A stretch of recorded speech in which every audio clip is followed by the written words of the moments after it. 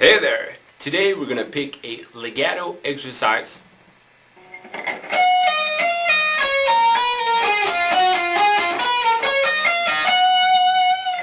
We're gonna practice it.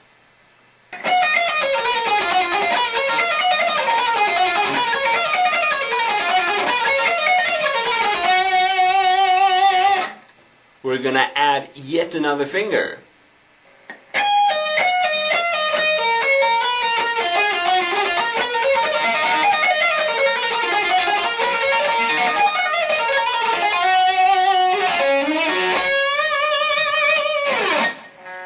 And before you know it, we have 4-note per string legato.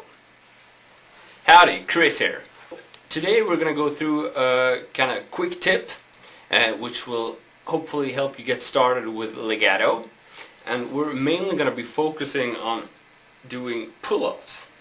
The first thing you need to know is a couple of notes from the E minor scale. So we're going to be playing on the E, B and the G string like this. So here's what the scale looks like.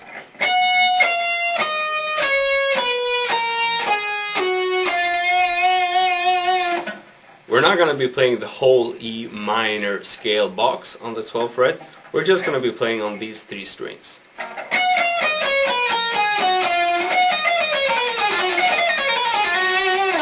So our little exercise is going to be covering a 16th note pattern, which means we're going to be counting to 4. And we can either play this exercise by alternating, doing every other note with a pick and every other note with a pull-off. And that's where the legato comes in.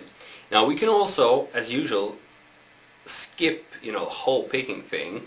So once you're comfortable, you can play it with 100% legato. And this will help you with your hammer-ons as well. Okay, so let's get to the point now. We're going to start on the 15th fret with our little finger. And we're going to be doing, for a starter, we're going to be using the pick. So, pick, pull off. And then we're going to do the same thing with a ring finger on the 14th fret. So we have...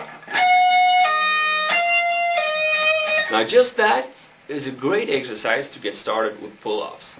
So in order to get these pull-offs correctly, you need to understand that what we're doing is basically a downward motion. But the motion is so small, you can't actually see it's a downward motion. But if you're new to this, it's definitely going to help you if you think of it as this. Like that.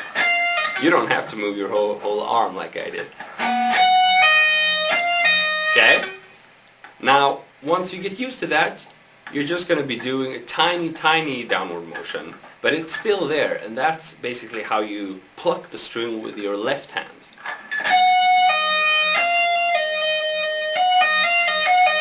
Okay, so get practicing this one with a metronome like this. 1, 2, 3, 4, 1, 2, 3, 4, 1, 2, 3, 4, 1, 2, 3, 4, 1, 2, 3, 4. Now I'm exaggerating the motion there. If you want to get real quick, you need to make a very small motion with the left hand. So, let's see how that could look.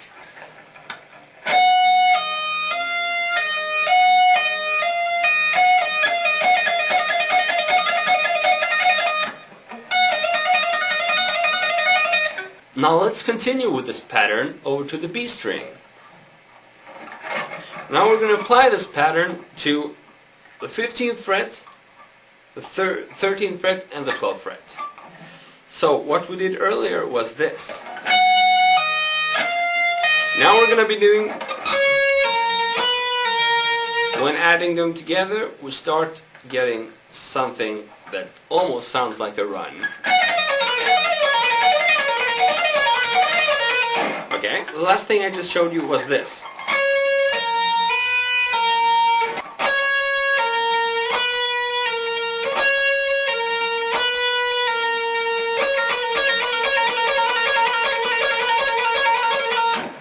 And the very last one is gonna involve a slight position shift. So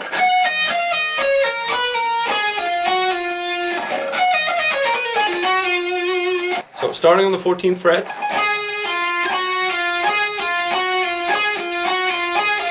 Now let's put this together.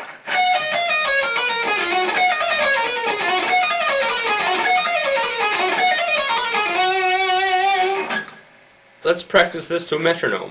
1, 2, 3, 4, 1, 2, 3, 4, 1, 2, 3, 4. Now you can either choose to cycle this lick just by going down all the time, like this.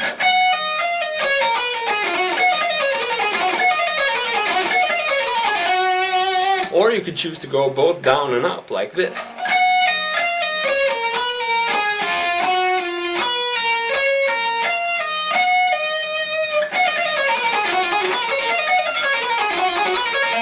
This gives it a very obvious scalar sound when going up and down. Spend some serious practicing time with this. I suggest you give it, if you're new to this, at least a couple of serious weeks of practicing. Now once you've done that, it starts getting interesting, because we can just add one single finger to this kind of phrase, or just add a note, or a position stretch, or whatever you want to call it. Now this will give us a 4-note per string lick, as opposed to 3-note per string, because what we just did involved 3 notes per string. Okay, we played 15, 14, 12, 15, 13, 12, and 14, 12, 11. Now we're going to be playing from the 17th fret, like this.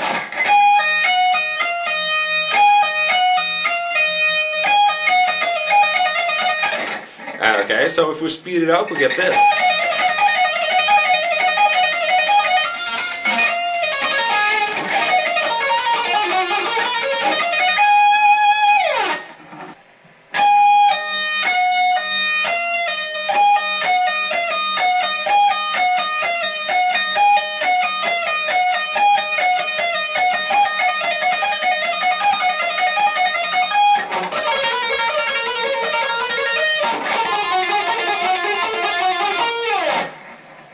Now the same rule applies when playing this. We're going to be doing those, the downward motion, but we also have to be a little careful where we position our thumb. It's very hard to do this kind of stretch with a thumb up here, so we're going to, put this thumb, down on the back of the fretboard. Well, you're going to notice pretty quickly that if you do this, it's going to get hard. So put your thumb back here and play it perfectly. Now let's see how we would do this as an exercise. 1, 2, 3, 4, 1, 2, 3, 4, 1, 2, 3, 4, 1, 2, 3, 4, 1, 2, 3, 4, 1, 2, 3, 4. Okay, now let's see how we can use this pattern and play something that goes over a couple of different strings.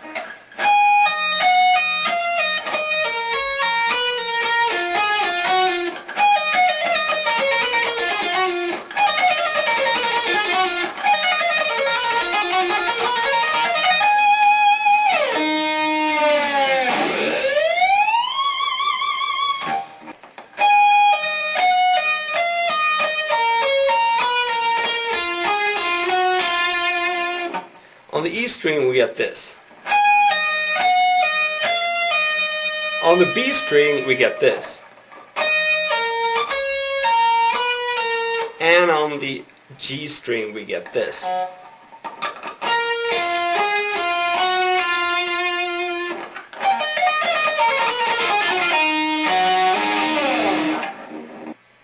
Now as soon as you master this with a pick, you can also try to do it without the pick.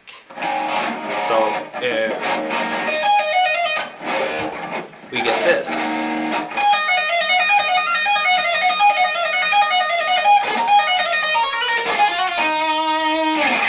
Now it's really just a matter of personal preference.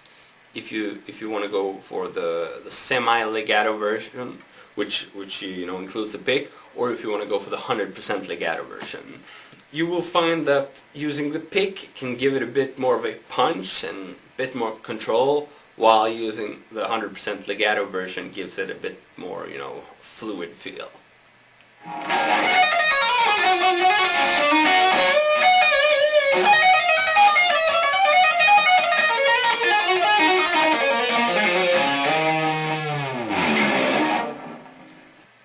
As always, spend some serious practicing time with a metronome, and don't give up until you nail it. You can do it! Cheers!